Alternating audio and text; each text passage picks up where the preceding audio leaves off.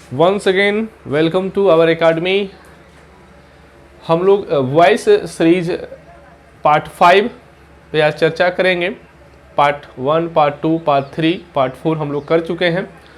और मैं जैसा कि मैंने आप लोग से वादा किया था कि हम लोग किसी भी ग्रामर के अगर टॉपिक को पढ़ेंगे तो उसको हम लोग 0 टू एडवांस लेवल तक ले जाएंगे। 0 टू एडवांस लेवल मेरा कहने का सेंस ये है कि मैं आप लोग को किसी तरह का भी क्वेश्चन अगर वॉइस से रिलेटेड या टेंस से रिलेटेड होता है तो आप वो टॉपिक ख़त्म करने के बाद आप आसानी के साथ, लॉजिक के साथ आप चीज़ों को सॉल्व करोगे।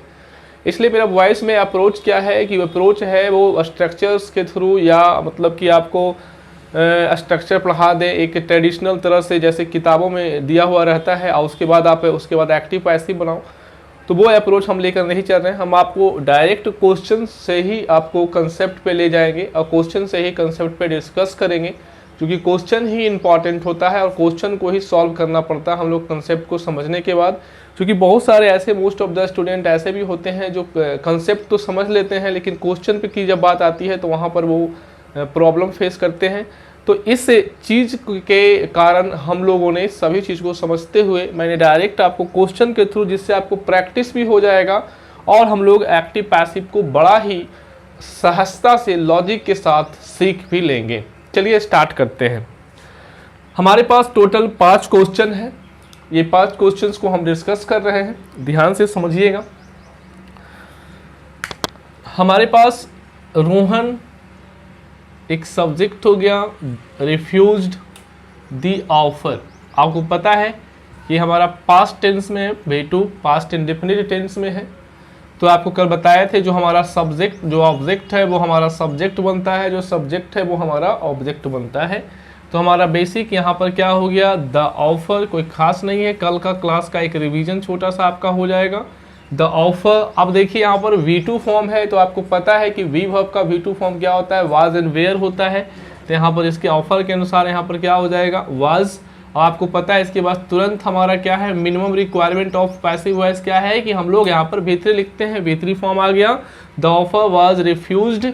उसके बाद आप देख रहे हैं Rohan name of a person है, तो यहाँ पर प्रीपोजिशन वाई का प्रयोग करेंगे और यहाँ पर क्या लिखेंगे, रोहन, है ना। ये हमारा एक नॉर्मल सा आप लोग के लिए बस रिवीजन के लिए हम आपको ये क्वेश्चंस दिए थे, यानी कि the offer was refused by Rohan. Next question पे चलिएगा। आई लिखा हुआ आई कैन। आई एक सब्जेक्ट हो गया, कैन एक हमारा मॉडल ऑक्सिलरी हो गया, हैंडल वर्ब हो गया, वर्ब का पहला रूप हो गया द सिचुएशन। ठीक है, अब देखिएगा इसको सब्जेक्ट को ऑब्जेक्ट बनाएंगे, यानी कि the situation. The situation can का तो कैन ही रहेगा। अब देखिएगा वर्ब का पहला फॉर्म है, और जब वी वर्ब को आप कल समझे होंगे तो वी वर्ब में वी एक खुद एक पहला फॉर्म है ना।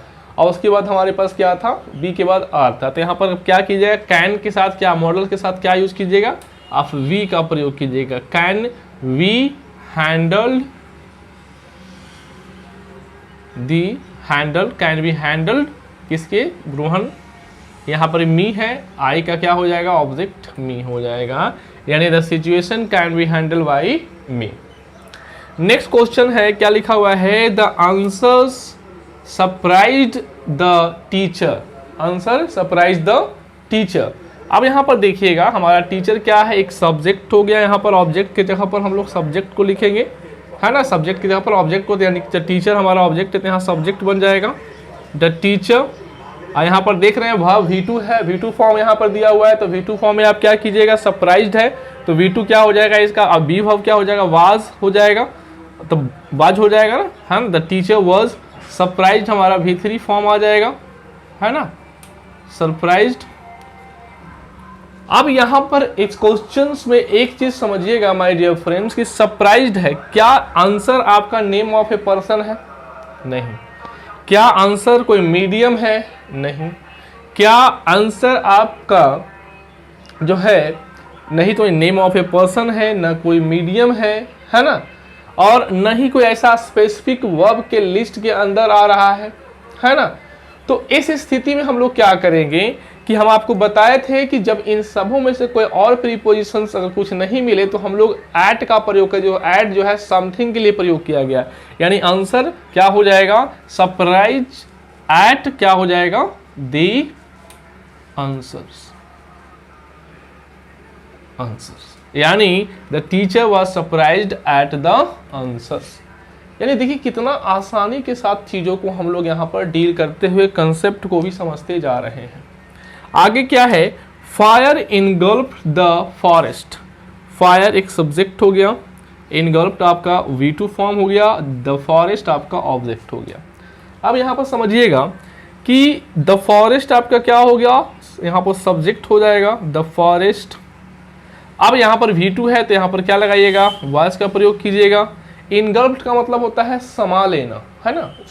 तो समा लेना एक क्या हो, किसी चीज़ में आप समा रहे हैं तो आप क्या एक मीडियम की बात कर रहे हैं। यानी फायर ने क्या किया, जंगल को समा लिया, इट मीन्स पूरी तरह से खत्म कर दिया। तो इनगल्फ्ड मतलब होता है समा लेना। तो यहाँ पर द फायर वाज क्या हो गया, इनगल्फ्ड V3 फॉर्म, इनगल्फ्ड। अब देखिएगा क्या प्रीपोजिशन लगाएंगे, मीडियम के लिए क्या लगाते हैं, इन लगाते हैं ना। तो क्या हो जाएगा, इन फायर। देखिए यही सब बातों को आपको ध्यान में रखना है। हम आपको कल से बार बार इस बात को बता रहे हैं कि जो आप समझ के ये बैठे हुए हैं कि हमारा प्रीपोजिशन जो है पैसिव वॉइस में वाई का प्रयोग किया जाता है, उसके बाद हम लोग एजेंट डालते हैं। तो इस चीज़ के आपको जो भ्रम है दिमाग में, वो चीज़ आप यहाँ पर समझिए और चीज़ों को सीखिए, ठीक है ना। आगे हम लोग क्या कर रहे हैं, Rohan has drafted the plan. Rohan हमारा क्या हो गया, आपका एक सब्जेक्ट हो गया, रोहन एक सब्जेक्ट हो गया, हैज एक ऑक्सिलरी वर्ब हो गया या इसको हेल्पिंग वर्ब कह लो, ड्राफ्टेड V3 फॉर्म हो गया, द प्लान ऑब्जेक्ट हो गया आपका। अब जरा समझिएगा, इसको लिखने के लिए हम लोग क्या करेंगे, द ड्राफ्ट है ना, द प्लान हो जाएगा हमारे पास, द प्लान आ जाएगा। उसके बाद आपको बताए थे जो ऑक्सिलरी वर्ब है जैसे है वैसे ही रहेगा। ड्राफ्टेड यानी कि V3 फॉर्म है तो V3 फॉर्म के लिए क्या लाइएगा आप, वी वर्ब का विन लाइएगा। उसके बाद minimum requirement of passive voice, verb का तीसरा फॉर्म मेन वर्ब का ड्राफ्टेड हो जाएगा। उसके बाद क्या हो जाएगा, चूंकि नेम ऑफ ए पर्सन है तो बाई का प्रयोग करेंगे, तो बाई क्या हो जाएगा, रोहन हो जाएगा।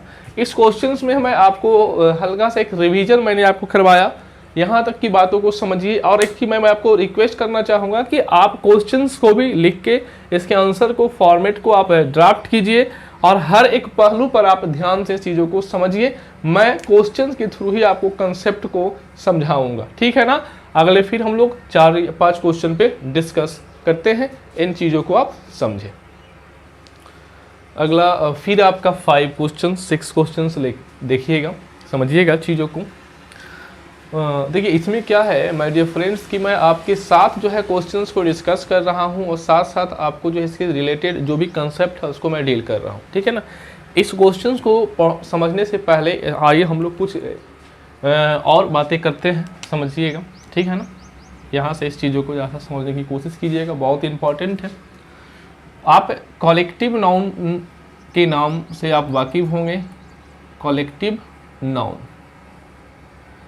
कॉलेक्टिव नाउन में हम लोग को समझिएगा, कॉलेक्टिव नाउन का अगर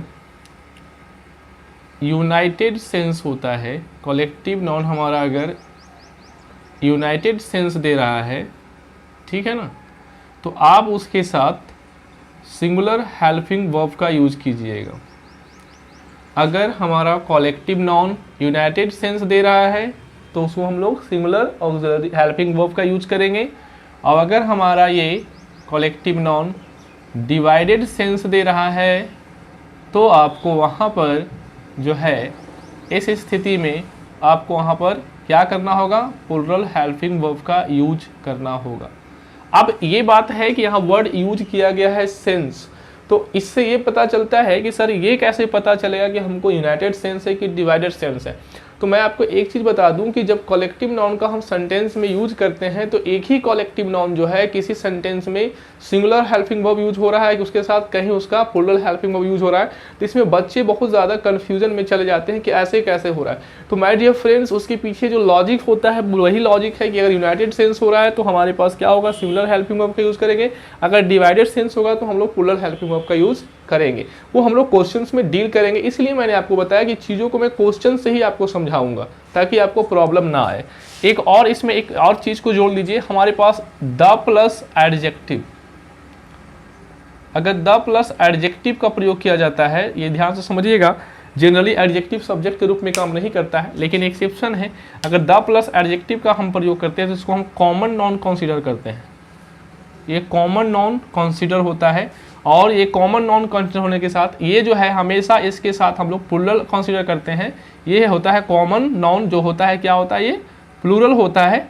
और प्लूरल होने के कारण हम लोग जो है इसको हमेशा इसके साथ क्या करते हैं, प्लूरल हेल्पिंग वर्ब का यूज करते हैं। ये आप ध्यान में रखिएगा। यानी कि ये दो बातों को हम लोग समझे हैं, इन दो बातों को ध्यान में रखते हुए आइए हम लोग क्वेश्चन पे आते हैं। क्योंकि देखिए एक्टिव पैसिव को बनाने से नहीं होगा, उसके पीछे बहुत सारे लॉजिक देकर एग्जामिनेशन आपसे पूछता है, आपको कंफ्यूज करता है। तो देखिएगा यहाँ पर हम लोग लिख रहे हैं सी डिमांडेड 3 चॉइसेस। ये नॉर्मल क्वेश्चन है, 3 चॉइसेस हमारा क्या हो गया, ऑब्जेक्ट हो जाएगा। तो यहाँ पर क्या हो गया, 3 चॉइसेस है ना, 3 चॉइसेस। आप देख रहे हैं डिमांडेड V2 है, पास्ट में है, पास्ट इंडेफिनिट में है, तो V2 है, तो इसलिए वेयर का प्रयोग करेंगे। क्योंकि हमारा 3 चॉइसेस प्लूरल है, तो 3 choices were, V3 form, demanded by क्या हो जाएगा, हर हो जाएगा, है ना, वाई हर। यहाँ मदर है। अब यहाँ पर नेक्स्ट जो सेंटेंस है हमारा, ध्यान से समझिएगा, नेक्स्ट सेंटेंस में क्या लिखा हुआ है। ये जैसा क्वेश्चन जो है ओमिट हो गया है, इस क्वेश्चन को फिर से लिख देते हैं आप लोगों के लिए। मोहिनी वेस्ड हर मदर, ठीक है। इस क्वेश्चन में माय डियर फ्रेंड्स आपको ऑप्शन में बहुत सारी चीज़ें देकर उलझाया जाता है, तो मैं इस क्वेश्चन को थोड़ा देर बाद डिस्कस करूंगा। पहले इन क्वेश्चंस को देखते हैं। They have drafted his proposal, फिर से बड़ा आसान क्वेश्चन है, यानी कि क्या हो जाएगा हमारे पास, आराम से इसको हम लोग सॉल्व कर सकते हैं। कैसे सॉल्व करेंगे, लिखा हुआ है हिज प्रपोजल सब्जेक्ट के जगह पर आ जाएगा, तो क्या हो जाएगा, हिज प्रपोजल। अब हैव है तो हैज हो जाएगा, चूंकि प्रपोजल सिंगुलर है ना, चूंकि हम ऑक्सिलरी वर्ब को जैसे वैसे रखते हैं। ड्राफ्टेड, उसके बाद क्या आ जाएगा, बाई का प्रयोग करेंगे, चूंकि ये दे नेम ऑफ ए पर्सन के लिए यूज किया गया है, वाई देम, ठीक है ना। तो अब चीज़ों को जरा सा मैं फर्स्ट लेकर चलूंगा, चूंकि ये बात आपको मैंने पहले बता चुका है, तो इस पर बार बार हम डिस्कशन हम नहीं करेंगे। अब चीज़ों को आप समझिएगा, ठीक है ना। उसके बाद हमारे पास देखिएगा लिखा हुआ है the captain selects the team, the captain selects the team. अब हमारा द टीम क्या हो जाएगा, द टीम। अब देखिए द टीम हमारे पास वर्ड यूज किया गया है, और आप जरा सा एक चीज देखें इसको, तो आप जरा सा ध्यान में रखिएगा कि जो टीम जब यूज किया गया है, तो टीम आपका जो है ये कॉलेक्टिव नाउन है। ये क्या है, ये टीम हमारा कॉलेक्टिव नाउन है। इस बात को आप ध्यान में रखिएगा कि टीम आपका कॉलेक्टिव नाउन है।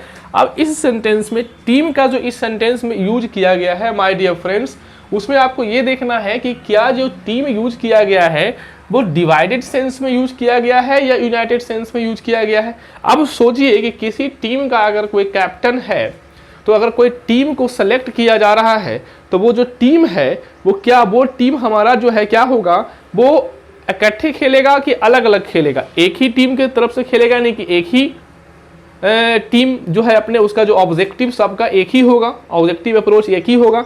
तो यहाँ पर आपको क्या किया जाता है, यहाँ पर आपको कंफ्यूज किया जाता है ऑप्शन देकर। एग्जाम में आपको ऑप्शन देकर कंफ्यूज कर देगा, या इसके साथ इज और आर का प्रयोग कर दिया जाएगा, क्योंकि आप प्रेजेंट इंडेफिनिट टेंस है। उसके बाद हमारे पास क्या आ जाएगा, V3 फॉर्म आ जाएगा, है ना। तो आपका देखिए इज एम आर का ऑप्शन देके आपको क्या कर रहा है, ये जो है आपको वो क्या करता है, वो कंफ्यूज करता है। इसलिए आप इस चीज़ को ध्यान में रखिएगा, नहीं तो वहाँ पर आपको प्रॉब्लम हो जाएगी। यहाँ पर सेलेक्टेड है वर्ड, सेलेक्ट यूज किया गया है, तो यहाँ क्या हो जाएगा, द टीम इज और आर, ठीक है। यहाँ पर क्या लिखेंगे, सेलेक्टेड। अब यहाँ पर क्या आएगा, वाई द कैप्टन। क्योंकि वाई द कैप्टन क्यों आ रहा है, कैप्टन आपको पता है कोई नेम ऑफ ए पर्सन ही होगा, कोई व्यक्ति ही होगा। अब देखिएगा कि यहाँ पर क्या लगाएं, इज लगाएं या आर लगाएं, यानी कि कैप्टन ने जब टीम को सिलेक्ट किया होगा तो इकट्ठे सेलेक्ट किया होगा, ठीक है ना। तो उस स्थिति में क्या होगा, उस टीम का जो ऑब्जेक्टिव है वो क्या होगा, सबका एक ही होगा। तो इसलिए इकट्ठा खेलना, इसलिए आपको वहां पर जो है ये डिवाइडेड सेंस ना दे के क्या दे रहा है, ये आपका यूनाइटेड सेंस दे रहा है। और यूनाइटेड सेंस देने के कारण यहां पर क्या करना होगा, हम लोग इज का प्रयोग करना होगा। The team is selected by the captain. आप देखते होंगे कि टीम वर्ड के लेके कभी कभी आप होता है कहीं कहीं आर का प्रयोग देखते हैं, कहीं कहीं इज का प्रयोग देखते हैं, कभी सिंगुलर कभी प्लूरल यूज होता है। तो इस बात को आपको ध्यान देना है कि डिवाइडेड और यूनाइटेड सेंस जो अभी कंसेप्ट को हम यहाँ पर डील किए हैं आप लोग के सामने। आगे देखिएगा, लिखा हुआ है एक sentence, the seat were occupied by the audience. The seat were occupied by the audience, ठीक है ना। अब इस चीज को देखिएगा माय डियर फ्रेंड्स। चलिए इस क्वेश्चंस को हम आपके लिए ऊपर लिख देते हैं, आपको दिखाई नहीं दे रहा होगा, अच्छी तरह से विजिबल नहीं होगा। आइए इस क्वेश्चंस को हम ऊपर लिखते हैं। हमारा 5वां क्वेश्चन है, the seat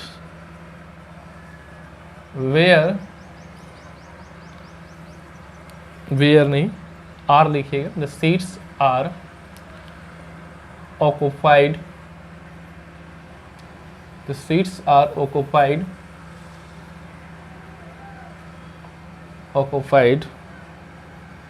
by the audience, है ना, by the audience। एक और हमारे पास क्वेश्चन है, इसमें 6ठा नंबर है, क्या है, सारिका हेल्प्स द पुअर, ठीक है। अब इन तीनों क्वेश्चंस को जरा सा ध्यान से समझिएगा। आप एक चीज देख रहे होंगे माय डियर फ्रेंड्स कि सीट्स आर यहां वी वर्ब है, अब वी वर्ब के साथ आप V3 फॉर्म यूज किए हुए हैं, और उसके बाद देखिए वाई भी लगा हुआ है। तो आप वाई को देखकर आप ये नहीं समझ सकते हैं कि पैसिव में है। बस ये आपको ध्यान देना है कि जब आपका कोई भी सेंटेंस में वी वर्ब के साथ अगर हम लोग V3 फॉर्म लिख रहे हैं, जो वी वर्ब का 5 फॉर्म आपको बताया था, अगर वी वर्ब के साथ अगर हम लोग V3 फॉर्म लिख रहे हैं तो वो सेंटेंस हमेशा पैसिव सेंटेंस में कंसीडर किया जाता है। इस बात को आप दिमाग में बैठा लो। यानी V verb plus main verb V3 form में है तो that sentence will be consider in passive voice. कुछ नहीं सोचना, बस you are not going to see the preposition and preposition will not decide either sentence is in active or is in passive। कौन decide करेगा? आपका we verb plus V3। चूंकि preposition क्या होता है, प्रीपोजिशन वैरी करता है, सिचुएशन के अनुसार प्रीपोजिशन वैरी करता है। तो आप सिर्फ बाई को पकड़ के आप ये नहीं सोचना कि हमारा क्या हो जाएगा, पैसिव वॉइस हो जाएगा। Did you understand? अब आइए यहां पर समझते हैं। यानी कि पैसिव में है तो इसको हम लोग एक्टिव में बदल देते हैं। तो हमारा क्या होता है, जो ऑब्जेक्ट होता है यानी कि जो एजेंट है हमारे बाई के बाद, वही हमारा सब्जेक्ट बनेगा। तो यहां पर क्या हो जाएगा, द ऑडियंस आ जाएगा शुरुआत में, द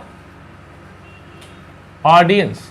अब जरा फिर से ध्यान से देखना माय डियर फ्रेंड्स, यहां पर आपको चूंकि आर का यूज किया गया है, इसका मतलब प्रेजेंट एंड डेफिनिट टेंस है, चूंकि V1 और V5 के लिए हम लोग यूज करते हैं। तो यहां पर क्या हो जाएगा, यहां पर आपको ऑप्शन हम दे देते हैं, occupies, occupies.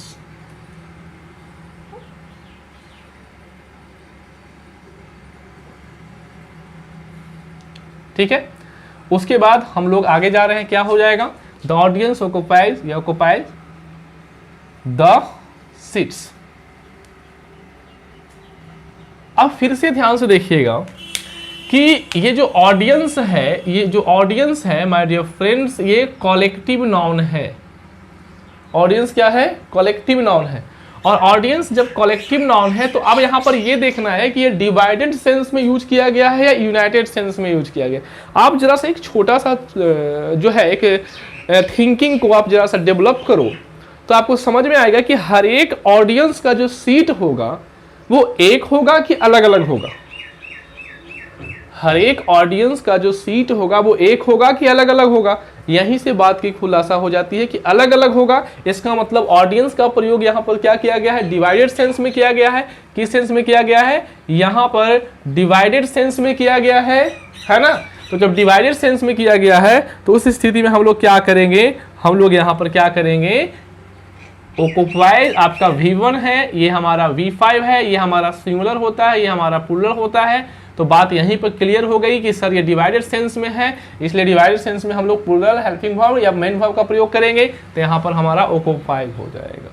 Did you understand? तो क्वेश्चन आपको किस तरह से उलझाता है वो आपको यहाँ पर समझ में आ रहा होगा। आगे हम लोग देखते हैं कि Sarika helps the poor.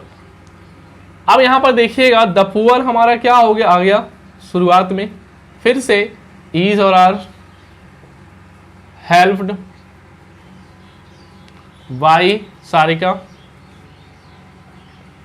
Help by Sarika. The poor is और आर हेल्प बाई सारिका। या ध्यान से समझिएगा, अभी अभी मैंने आपको बताया कि सर पुअर एक क्या है, एडजेक्टिव है। पुअर क्या है? पुअर एक एडजेक्टिव है। ये हमारा क्या है, एडजेक्टिव है। और इसके पहले हम लोग क्या किए हैं, आर्टिकल द का प्रयोग किए हैं। तो अभी अभी बताए आर्टिकल द प्लस एडजेक्टिव कैसा होता है, कॉमन नाउन होता है। अब वो कैसा होता है, प्लूरल होता है, इसलिए हेल्पिंग वर्ब या इसके साथ ऑक्सिलरी वर्ब और मेन वर्ब भी कैसा यूज करेंगे हम लोग, प्लूरल यूज करेंगे। इसलिए आपको समझ में आ रहा होगा कि यहाँ पर इज का प्रयोग ना करके यहाँ पर किसका यूज प्रयोग करेंगे हम लोग, आर का प्रयोग करेंगे, यानी कि the poor are helped by Sarika. Did you understand? यहां तक की बातें आपको समझ में आ गई होगी। मैं इसी तरह से आपको कंसेप्ट जो है क्वेश्चन के थ्रू और एनालिसिस करवाते हुए चीजों को मैं आपको समझाऊंगा। This is the one of the best and one of the different technique है जो अभी तक आप लोगों ने वॉइस में पढ़ा है, उससे एकदम पूरी तरह से हट के और एक कंसेप्चुअल लेवल पे मैं इन चीज़ों को ले जा रहा हूँ, ठीक है ना। क्योंकि हमारा जो टारगेट है वो आपको चीज़ों को समझाना है, आपके दिमाग में बैठाना है, न कि उस चीज़ को रटवाना है। Did you understand? Thank you, धन्यवाद। आज के लिए इतना ही, और वीडियो को आप बढ़िया से देखें और ज़रूर जो है इसको शेयर और लाइक ज़रूर करें, ठीक है ना। इससे हम लोग को हौसला मिलता है। आपका अटेंशन ही हमारा ताकत है। धन्यवाद।